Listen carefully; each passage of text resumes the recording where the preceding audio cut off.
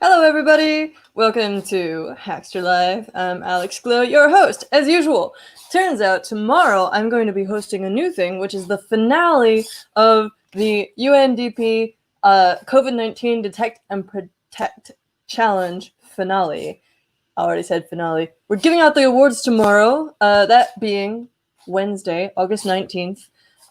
What time it is for you depends on your time zone, but we're going to give you all the links in the description below so you know exactly where to go. I'm in Pacific time, so it's going to be at 8 a.m. for me. It's 11 a.m. Eastern time, and then if you're somewhere else, you'll find it on the website. Okay, cool. So Archimedes here is my first ever companion robot from a few years ago, and he's going to be my co-host. In order for him to do that, he needs a voice, and also ideally a little bit more of a personality.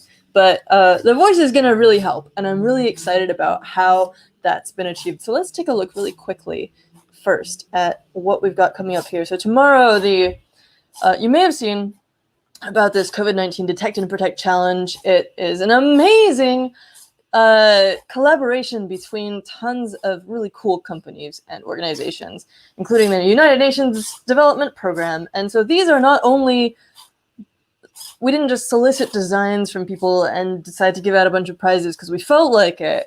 These are actually being deployed in places that need them. And so we've focused on low cost, open source technologies that really are avoiding proprietary tech, avoiding lock-in, being as extensible and versatile as possible, as well as low cost.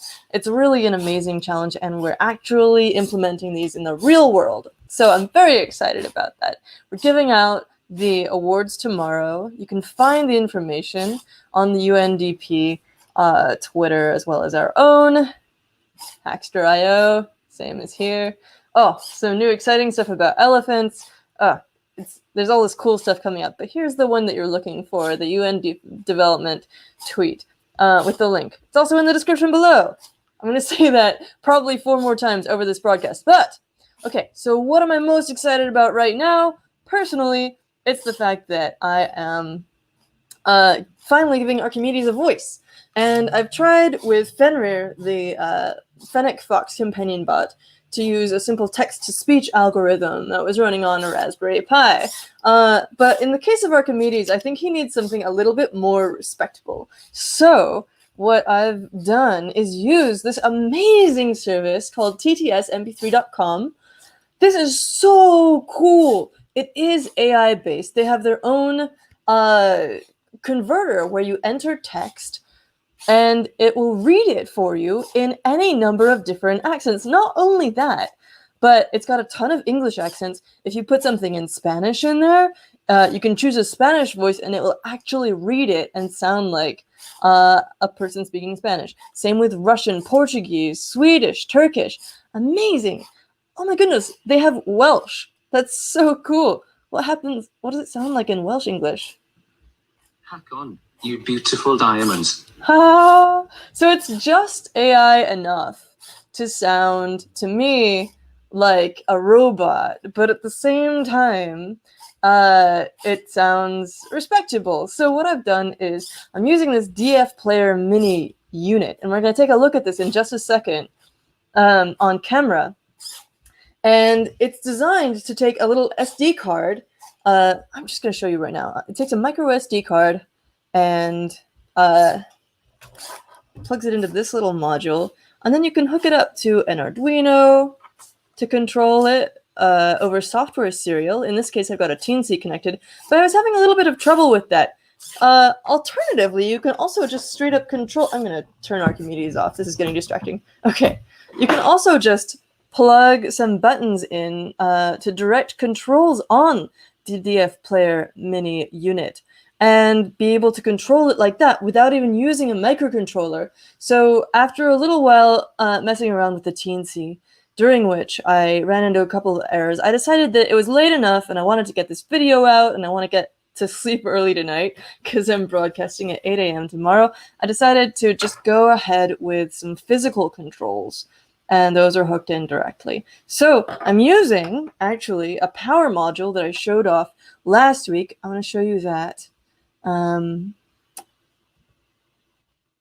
That video is called Power Prototyping, and you can find this one midway through. It's basically taking a lithium polymer rechargeable battery and turning it into 5 volts, which really helps with things like robotics, where you want to have something small and rechargeable, but also you're working with a lot of stuff that's 5-volt powered. I'm sticking with the same 5 volts. This is the DF Player Mini. It takes 5 volts as well. It's just plugged into the VUSB pin on the TNC, so that we get this 5 volts coming in over micro USB. Okay, so we have, let's trace it. We've got 3.7 volts coming out of the LiPo. It goes into this converter, which steps it up to 5 volts. That goes into this micro USB hookup. That connects to the TNC. The TNC has a VUSB pin, and then one of those is going to the VIN on the DF Player Mini, so that it gets 5 volts of power all the way from this battery through this step up to the USB pin over here to there. Obviously, if I want to stick with the physical controls, I can cut out the TNC completely. I can cut out this micro USB situation and just use solder directly, or use these little header contacts on here to get 5 volts. But I would still like, since he's a robot, for him to be able to choose when he speaks based on inputs. And so I'm leaving this in the loop for now. But I'll give you a quick demonstration. I put a power switch on my LiPo connector, so you'll see this little red light come on dimly. Or maybe you won't. It's very dim. If you have any questions, by the way, oh yes, here we go. Finally some interaction. I'm happy to talk about this. But yeah, so let's put the speaker vaguely near the microphone over here, and I'm going to push one of these buttons. Hello and welcome to the UNDP COVID-19 Detect and Protect Challenge finale. So that's the first thing that he's going to say tomorrow morning. He's, again, going to be my co-host, and so I figured that I'd have him say something very nice and welcoming. Now, isn't that amazing? That sounded like a real person talking. That sounded like an actual human being. And that all came out of this website that I showed you a second ago. The ttsmp3.com site. It's so cool. And you can change, I could have this come out as, Tatiana or whatever, if I put it in Russian. The funny thing is, if you put in English up here, and then you choose a Russian voice or a Turkish voice or whatever, it'll read the English as though it were in that language. And it doesn't just sound like accented English, it just sounds bad and weird. So don't try it. Or do try it. It's fun. Bad and weird is fun sometimes. But yeah, you'll have better luck if you try to actually write in that language and then have that voice pronounce it. It's super cool. You can find more info on the DF Player on the DF Robot site. They have this article that has 6 different projects listed. Arduino test MP3 module, how to make an automatic Christmas tree, a jumping paper frog, a terrifying Halloween gadget. Oh wait, what is it? What kind of terrifying Halloween gadget? I must know. Whoa! Yeah, that looks pretty freaky. Cool. And a pet wearable. Well, I made a wearable pet that I put it into, so there we go. Yeah, and I followed the DF Player Mini directions on the DF Robot Wiki. They're very good. They're very comprehensive. They show you both ways to hook it up. They show you the complete pinout up here and what those map to. They tell you some commands to send it over serial. Then they show you how to, this is the way that I have it hooked up with the physical buttons in I/O mode. I'm not using segments 1 and 5. I'm not sure what exactly those do. I'm using the previous or volume up buttons and the next or volume down button, the ground pin and the speaker and voltage in. Oh wait, it'll take 3.3 volts in. I could just hook up a LiPo to this. Wow, that is so cool. Oh my goodness. How exciting. I've had this thing for years and I've never actually gotten it working before now. And it's so exciting now that I do. Now here's option 2. This is a way of connecting it so that it can be controlled by an Arduino over software serial. And that's what these two pins 10 and 11 are doing. You've got a 1K resistor in here, which I haven't applied, but that's because down here it says, if you find the noise is quite loud, you could attach a 1K resistor to the TX pin. So maybe I'll try that next. It seemed optimal and I was in a rush, so I didn't do it yet. But again, you've just got this speaker connection, and then you've got the 5-volt and ground connections as before. Then they tell you how to do the copying the MP3s. This, in my opinion, is where this thing really shines, because I am sick and tired of trying to use various modules for audio, and then it's like, oh, you have to convert your audio file into 16 kilohertz wave file in order to, and then you have to put it on a specifically formatted type of micro SD card, or you're never going to get it to work. And they may or may not actually tell you that, and then you end up crying because you spent 8 hours on it. This is amazing. It's a regularly formatted micro SD card, and I put regular vanilla MP3s on it. I just dragged and dropped them on. There is one extra step because I'm on a Mac. It automatically creates in the file system these invisible files, dot files. They start with a dot, and it's basically a duplicate of the MP3 file name.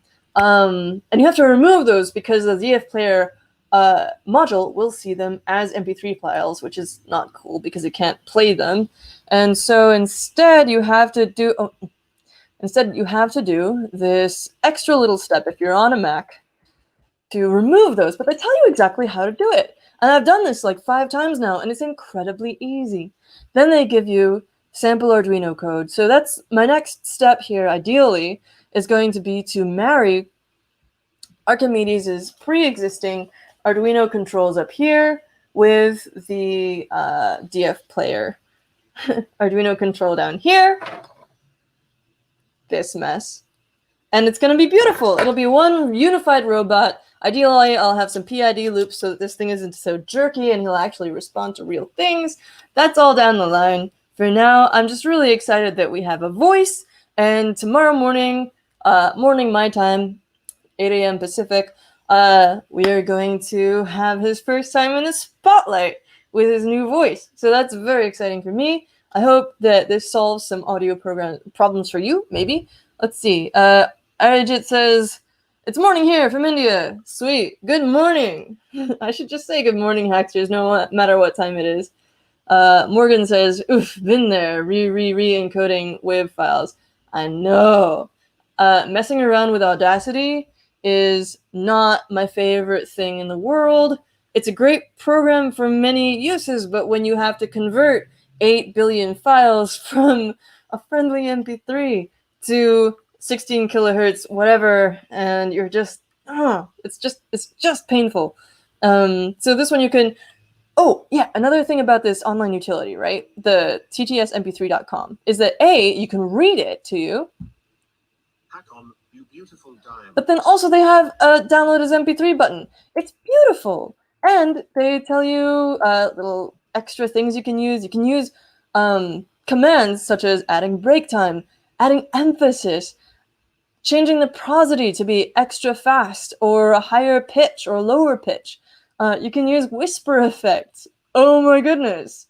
It's incredible. And they talk to you about how, why they created this and the different languages that are supported. It's just a really amazing tool. You can preview it by hitting the read button. You can download it as an MP3, and then you just drag and drop it onto your SD card, and then you stick that into the DF player mini, and it's beautiful and good to go.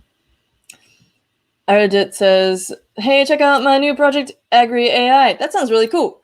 Agriculture with AI. Heck yeah. That's a teensy, right? Yes, it is a teensy 3.1. I dug it out of an old project.